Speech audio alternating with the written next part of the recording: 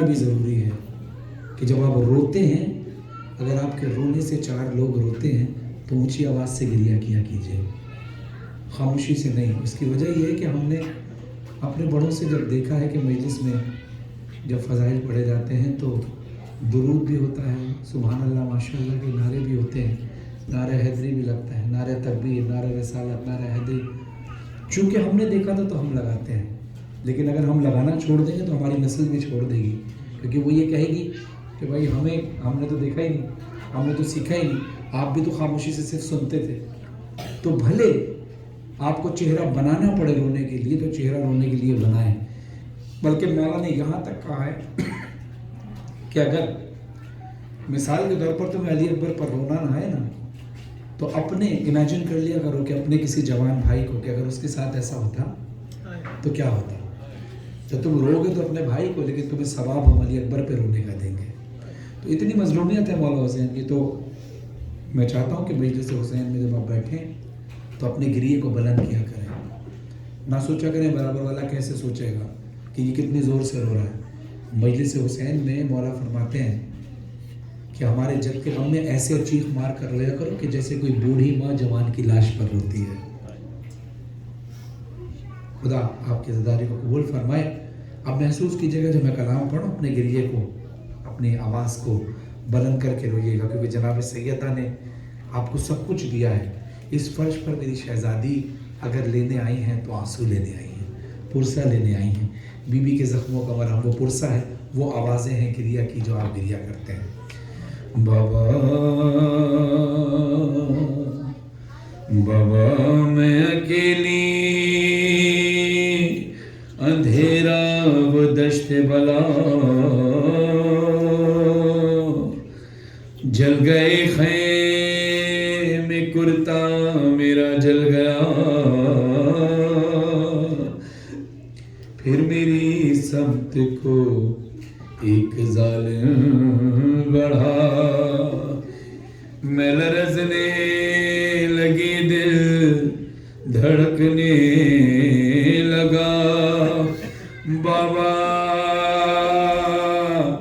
اس نے کانوں سے نوچی میری بالیاں، کان کے خون سے کرتا میرا تر ہوا، اس نے منہ پہ تماچا لگایا میرے، میں سنبھل نہ سکی گر گئی خاک پہ، پھر میں چلائی رو کے چچا عباس، شمر مجھے مار رہا ہے، میری مدد کو کوئی نہ آیا، بابا میں روتی رہ گئی،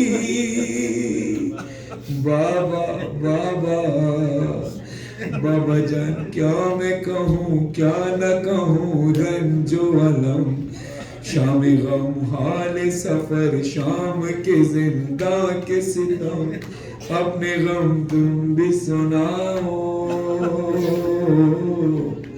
اپنے غم میں بھی سناؤں۔ جزاک اللہ۔ اسی طرح ان کی آواز سے گریہ کیجیے گا۔ جناب سید آپ سے راضی رہے۔ بی بی کہتی ہیں بابا جان شمرے نے جب، بابا جان شمرے نے جب مارے تماچے منہ پر، بالیاں کھینچی میری کرتا ہوا خون میں تر، بابا جان دیکھو ذرا، بابا جان دیکھو ذرا نیلے رخسار میرے، کیا یتیموں پہ ستم کرتا ہے یوں کوئی بشر، شمر کو دیکھ کے میں خوف سے تھراتی ہوں، بھیا سجاد کے پیچھے ہی میں چھپ جاتی ہوں، اپنے غم تم بھی سناؤ، اپنے غم میں بھی سناؤ۔ زداروں جب آپ منہ پر تماچوں کا ماتم کرتے ہیں، ہمارا چہرہ لال ہو جاتا ہے، جب گھر جا کر دیکھیں گے چہرہ لال ہوگا. مجھے بی بی کی عظمت کی قسم ہے، شہزادی کا چہرہ صرف لال نہیں ہوا بلکہ نیلا بھی پڑا، اور صرف نیلا نہیں ہوا بلکہ زخم بھی پڑے. امام زمان علیہ السلام فرماتے ہیں میرا سلام ہو میری اس جدہ مظلومہ پر کہ جس کی رخسار کی رنگت کربلا سے لے کر شام تک تبدیل ہوتی رہی. سر حسین سے آواز آئی ہے سکینہ تیرے چہرے پہ زخم کے نشان کیسے ہیں؟ بی بی نے کہا بابا شبر نے تماچے مارے. سر حسین سے آواز آئی ہے سکینہ شبر جب تماچے مارتا ہے تماچے لگنے سے تو نشان نیل کے پڑتے ہیں، یہ زخم کے نشان کیسے؟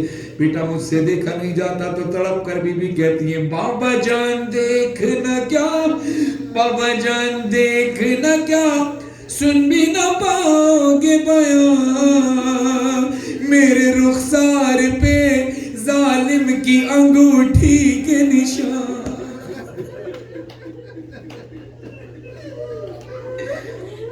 میرے رخسار پہ ظالم کی انگوٹھی کے نشان. بابا جان تم بھی مجھے، بابا جان تم بھی مجھے اب نہیں پہچانو گے، خاک بالوں میں لہو کانوں سے اب تک ہے رواں. صبر ہر غم پہ مگر کیسے کیا مجھ سے سنو، تیرا 100 میل سفر کیسے کیا مجھ سے سنو، اپنے غم تم بھی سناؤ اپنے غم میں بھی سناؤ. مولا آپ کی گریہ کو قبول فرمائے. درخواست ہے کہ سب کھڑے ہو کر سب بنا کر